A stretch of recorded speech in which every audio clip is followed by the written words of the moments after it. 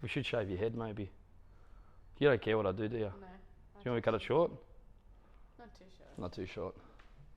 Yeah, once the camera goes on, everyone changes their mind. Yeah.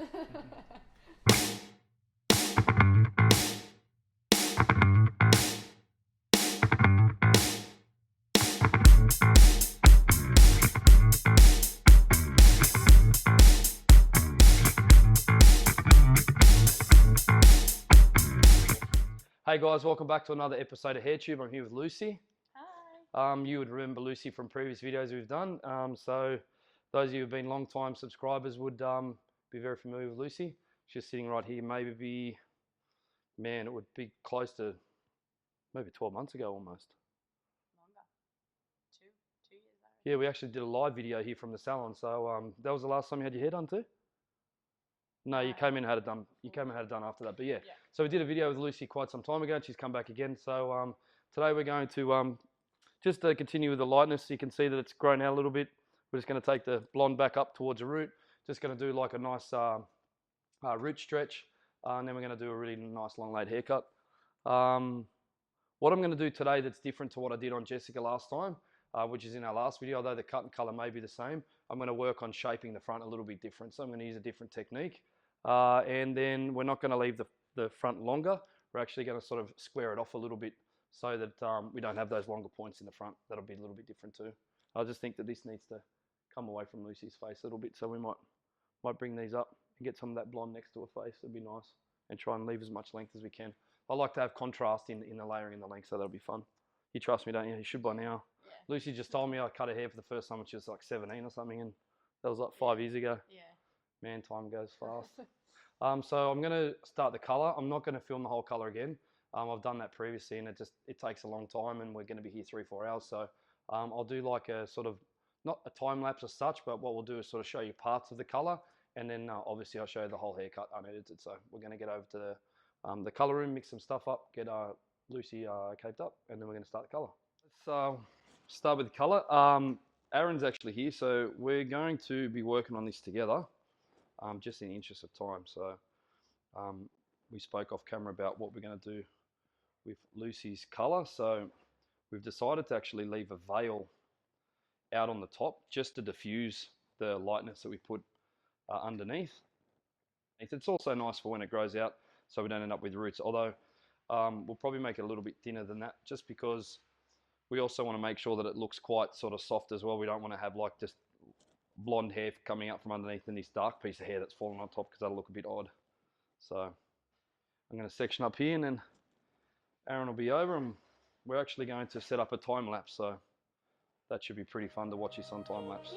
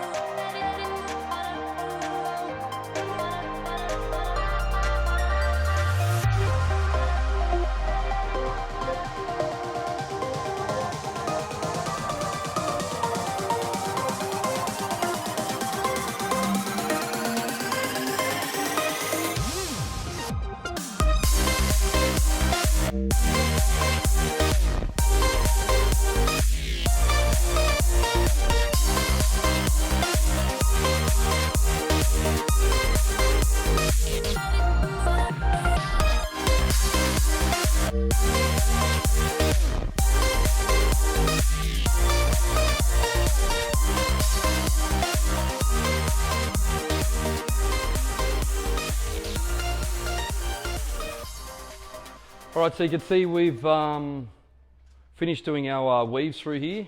So we're going to process Lucy, then we're obviously going to zonal tone her root, freshen up the ends with a toner and the rest of the hair as well, and then you're going to see us back for the haircut. So Alright, so back from the basin, I'm going to pre-dry Lucy's hair. And we're going to cut hair dry today, so I'm going to dry it off and then when I come back we're ready to cut. Colour's done, check it out. So you can see there, we've gone in, we've done slices and then weaved it all the way through just to bring that lightness back up towards the root. And then we've done a root shadow, root colour, and then a toner. As always, I'll put the colour that I used in the description. But yeah, I think it works really well. I've taken, I guess you'd call it section hair into 3 parts, down the middle, 1 on each side. Just going to work horizontally to remove just the ends. I want to actually leave as much of the length as I can because we're going to work on some layering, which I think looks better when you have contrast. So I find that this particular technique that I'm going to do later on to layer Lucy's hair works better in longer hair than it does once you get to that sort of mid-length. So I'm going to try and keep it as long as I can.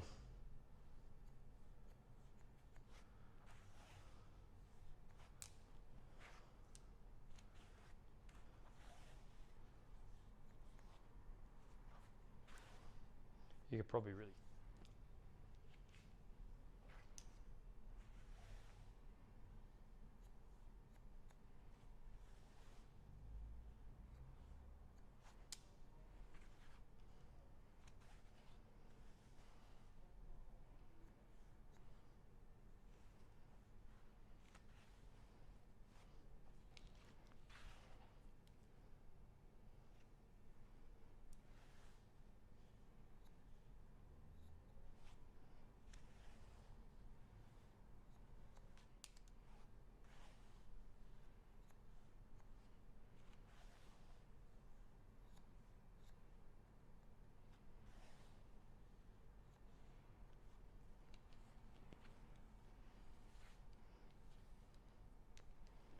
Almost the last section. One thing I often say when I'm showing people how I do this is I'm just imagining like long elongated rectangle shapes. I'm always working in rectangle panels. That's how I make sure I don't go outside the width of the head. I like to cross check it by bringing it all together and just making sure that it's perfect.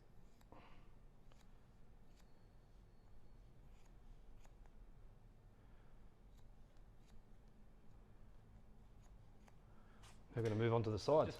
Continuing to work the side into that baseline in the back. There may not be hair to cut, and there's not on this side, just because sometimes the hair doesn't reach that baseline in the back. There's a little bit there you can see, not too much.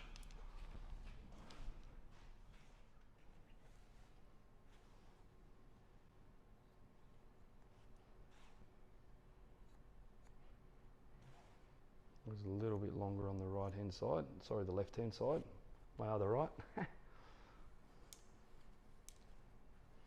Check again.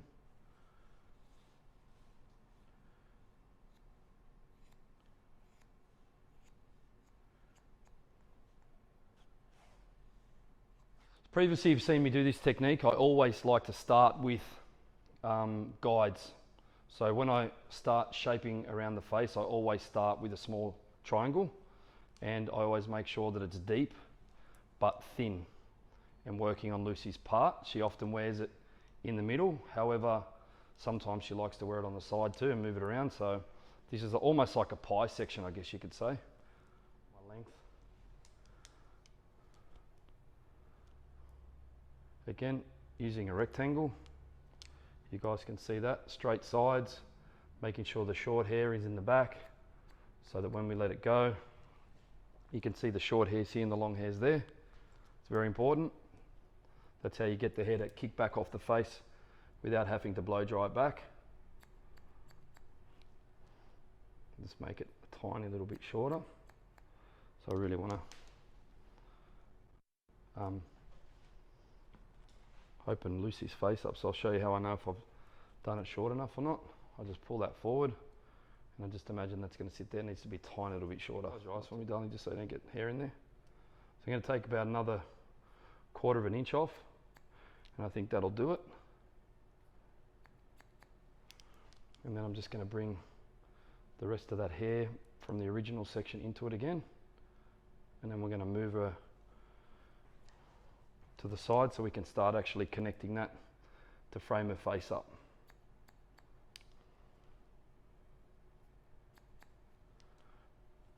Just going to add a little bit of texture in that wide point there.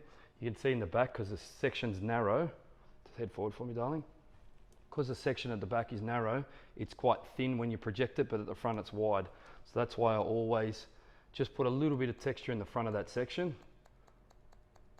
So then when I hold it to the side, it has a very similar sort of texture to the entire haircut, and you can see that through there, it's now the same. And then again, before we move on, we just need to check to make sure that that is where we want it to be for Lucy. Yeah. And this is probably worth mentioning too, that if you have a client that just wants bangs, I mean, you can do it that way as well. You can just leave it like that. You don't have to do anything else. You just cut that section the way I just did, and that will sit there really nice. I do this technique all the time, and a lot of you have said to me in the comments that you struggle to see it. So Aaron's actually holding the camera, so I'm actually going to get him, because he's like 6'4", and I'm only 6 foot. He's going to stand on my shoulder so you guys can actually see what I'm seeing as I section it up. So first thing I do is I spin Lucy around, and I take a small diagonal back section on each side of her head. One that's manageable, that we can begin the frame of this haircut. So we don't want it too thin or too thick. It needs to be just the right length. And then you can see where our guideline is there, and I'm going to work on the left side first. So it's really important that when you're working on the left, you stand to the right, because we're going to have to over direct it. So I'll get Aaron, you to come on my right hand shoulder.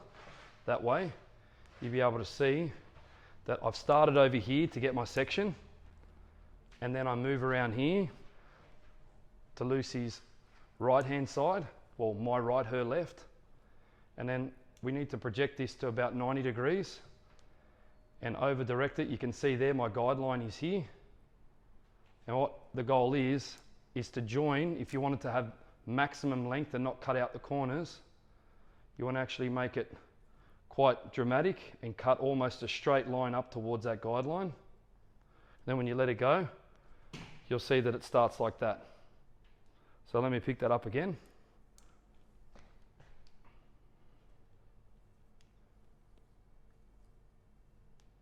You can see I'm turning my shoulders, and I'm actually going to take a little bit more off this time. The length's here, so I haven't touched it. You see that just opens it up a little bit more. So the first time I did it was quite sort of narrow, and now I just want it a little bit wide to open Lucy's face up a little bit more. Now the same on the other side is I start on my right, and then I have to move to my left so that I can get out of my own way and turn my body. And then I'm cutting straight up towards, you can see it there, there's my guideline, cutting straight up towards my guideline. Now as long as you don't cut into your section, it'll be fine. So I'll take some more hair, and when you can see more hair coming into that section, I think you'll understand a little better how I frame this up. A tip for those of you who don't have big hands like me, if you use longer shears or longer scissors, it makes it a lot easier, because that way you don't have to take multiple sections.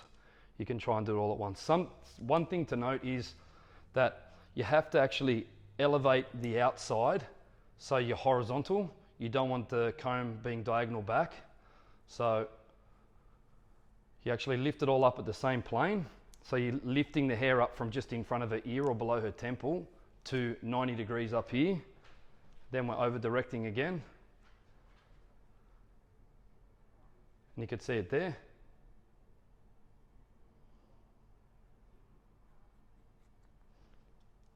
And you see that beautiful shape there. And same on the other side.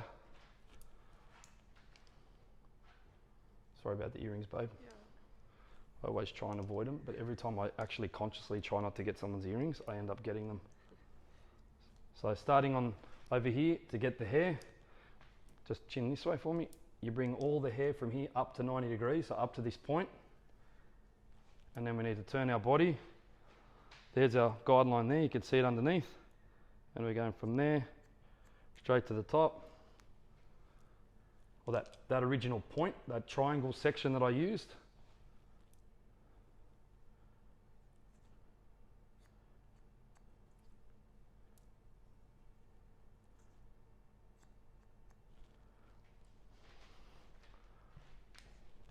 And then we just keep going all the way through to the back until the hair doesn't reach into that shape anymore.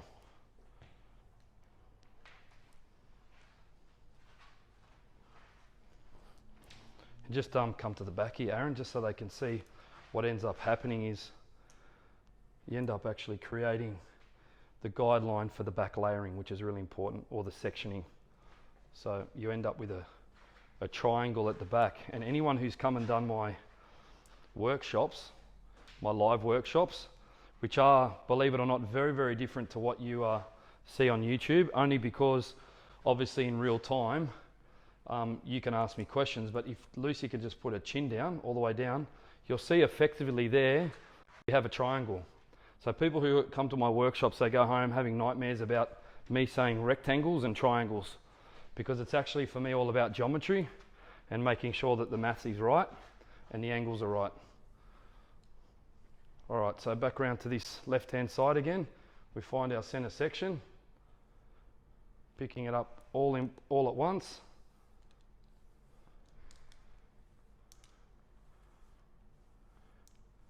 Holding it, getting into position, making sure that this is being elevated to that point. You can see that the comb is horizontal, fingers going behind, then I start to over direct. You can see that the triangle there just fell out. My guideline's underneath there. And then just pick this up again.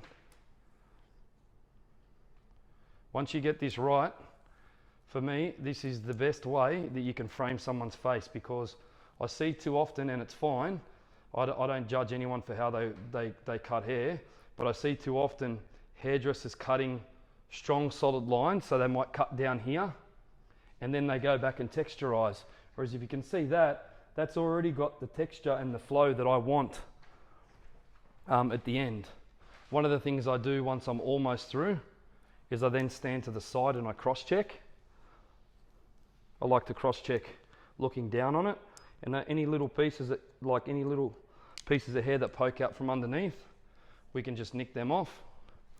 So first I check at 90 degrees, then I go to 45 degrees, and just those little pieces there, and then we go all the way down close to solid form, or projecting it to 0, and those little pieces under there we take out as well. All right, now we go to the other side.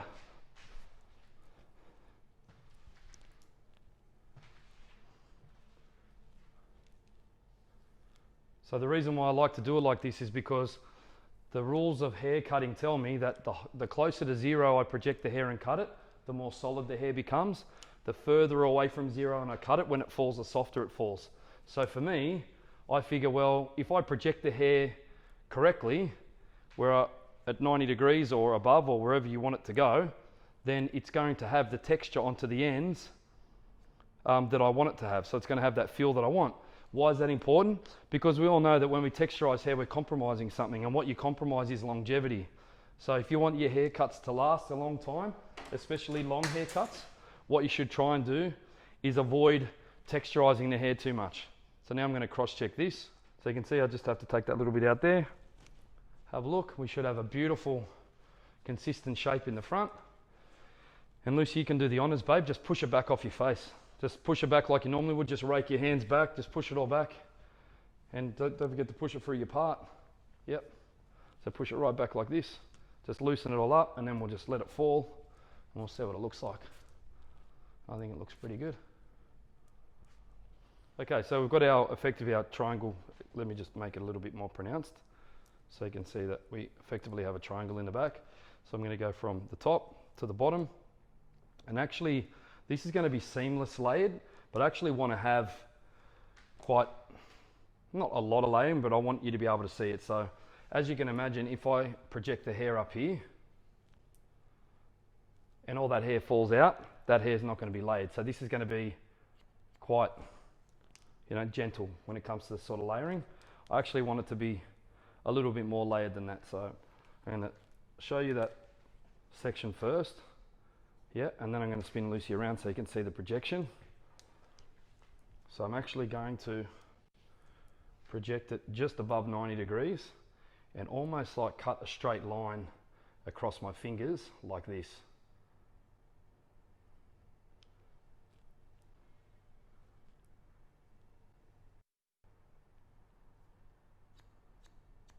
And then just because that hair underneath fell out, let me just pick it back up, make sure I didn't miss any. Just that little kick there. So it's actually going to be more layered. And then I keep working uniformly. So I take a section either side, half an inch either side, and we bring it back to the middle. So now working back into the middle.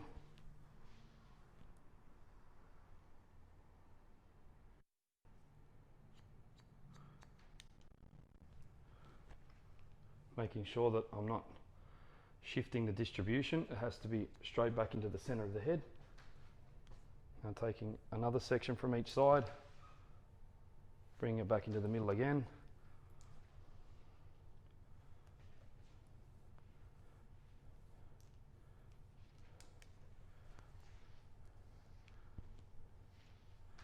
Again, just that's 90, just above 90. There it is. And the reason why I'm doing this is I don't want to compromise the length, but there is a lot of dry hair there, and this allows me to get at the hair that's dry and not actually go into that really sort of classic layered look where you're going to get quite strong sort of defined layers there. We still want this to be seamless, but it allows me to have the layering go further down towards the baseline. But it comes at a compromise, and the compromise is we've got to understand that because we've projected the hair closer to zero, we're actually going to create more weight, and we'll address that in a minute. There it is again.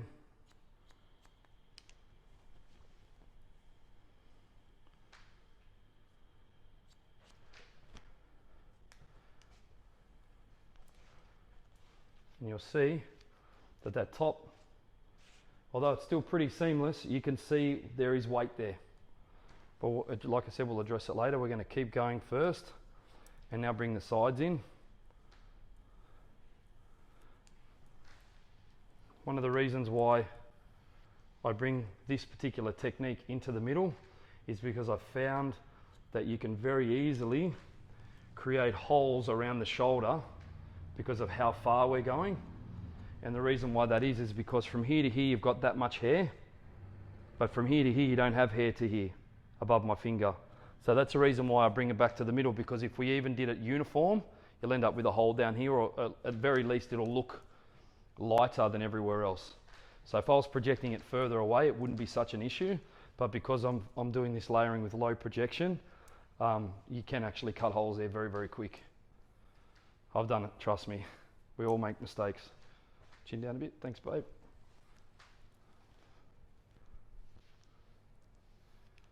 So you have to be patient with this.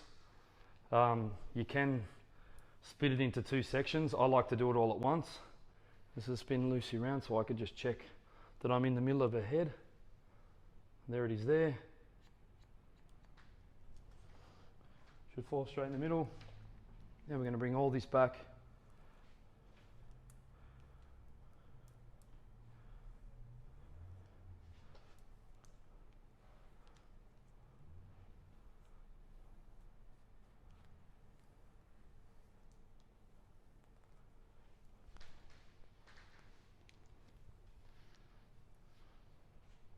I only ever do this when the hair's dry as well.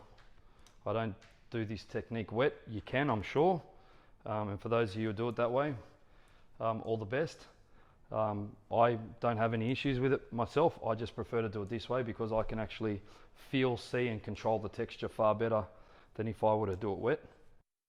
These are very, very intricate, sort of, I guess you could call it like an incision almost. You know, we're not actually cutting as such. It's more, you know, you're just making like a little alteration there. All right, so the sides are tied in. Now we need to address this weight line. So we go all the way through the middle, about a 1/2 inch wide section. And then we go back to doing what you've probably seen me do previously, which is like almost like a shark fin type of a layer. Funnily enough there, if I spin Lucy around, appears another triangle. And now we want to remove that weight line that we created. And I'll spin it this way so you can see the angle I'm projecting it on. So we're going into the back. There's a reason why I'm using all the hair from the front, is because I actually want to use that as a part of my guide, because I want this to flow, and you'll see the front of this haircut fall out in a second. So here it is in the front of my fingers. It's starting to fall out. Falling out, stop there. See this weight line? That's where I'm taking it off. So I've actually connected back, or the front to the back. And then while that's there, again, I just want to make sure we're in the middle. I'm just going to give it a little bit of texture.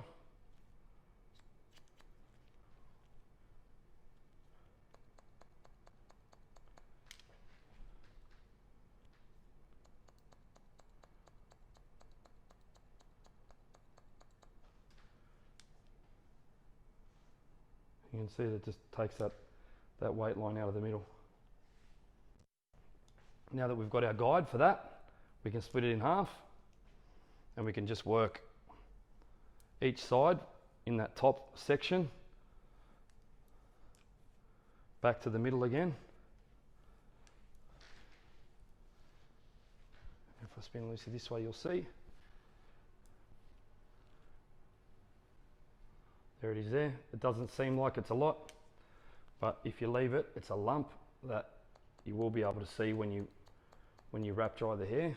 And as always, my haircuts should be able to be worn naturally dried. Get out of the shower, some product, let it dry naturally and not touch it, because a prerequisite to having your hair looking good, or at least having a defined shape for me, is not spending 30 minutes to do so for you at least. It should be styling enhances the shape, not styling creates the shape.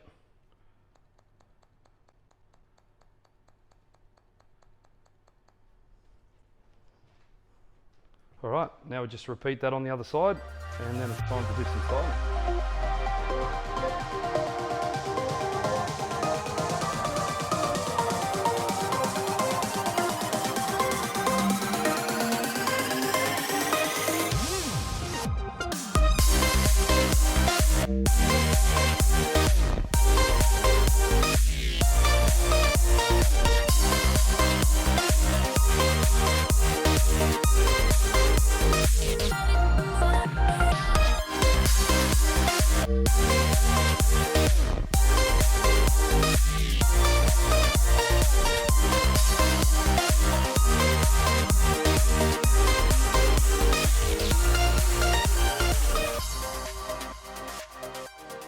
Beautiful.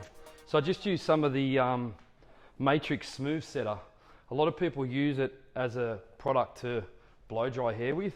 I actually use it just to smooth out flyaways, because I find that when you bring it through, it smooths out the flyaway and it's light. It doesn't ruin our volume. So we just want to pull that back and make this look a little more natural. Let me just spin you to the camera so the guys can see. See the color. We just want to pull these curls in the back apart. Don't be scared. You can't break it. Feels quite soft as well. Yeah. I've been using the Matrix Lightmaster with Bond, which actually makes a really big difference. We don't have to, like other Bond treatments, we don't have to now go to the basin and then put something in after it for like 20 minutes or whatever, 10 minutes or whatever it is. The Bond treatment's actually in the product, in the lightener itself. So this is really good. It was a little bit endy when it was wet, but I hadn't obviously cut it. But now that I've cut it, it's you can get your hands through there really easy. What do you reckon? I love it. I think it really shapes my face.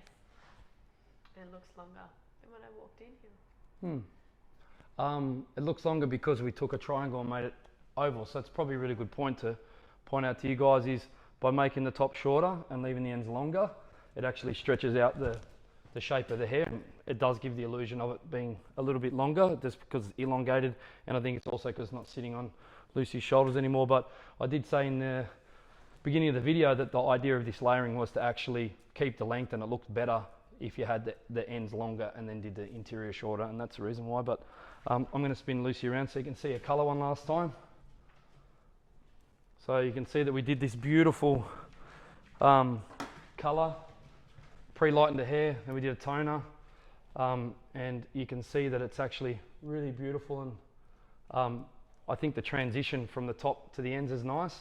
I'll leave the formula for you guys in the description, so those of you who want to maybe try this toner on your clients, you can try. And I'll also put the base color in there as well, because obviously we stretched the root, but we used violet tones today, not violent, violet. We don't use violence. So it happens when you're dyslexic. So we use violet tones, but on the root I did a 3N base, so I kept it quite dark. Obviously it's not straight 3N because it would be close to black. And then coming through to the ends, we just diluted it. So we use the same tone family all the way through to the ends. And the way I do that is I actually over mix. So say I need a total of 50 and 50, say 50 of color, 50 of developer to do this. I'll mix up 60 and 60. So I know that by the time I get to the end, I've got 10 and 10 left. So I've got my base tone to then bring through to the end. So then I take that back. I know that it's 10 there, and I tear it on the scale, and then I add my toner.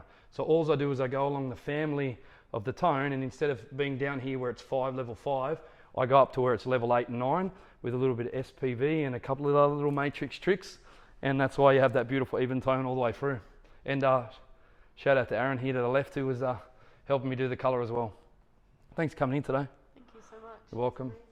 If you guys think you know someone who might benefit from this video, could you share it with them? And if you haven't already subscribed, please do, because otherwise you won't get to see all the cool videos. Lucy, thanks for coming in. Thank you so much. Been such a good friend to me and lets me do whatever I like. Until next time, see you guys. Bye.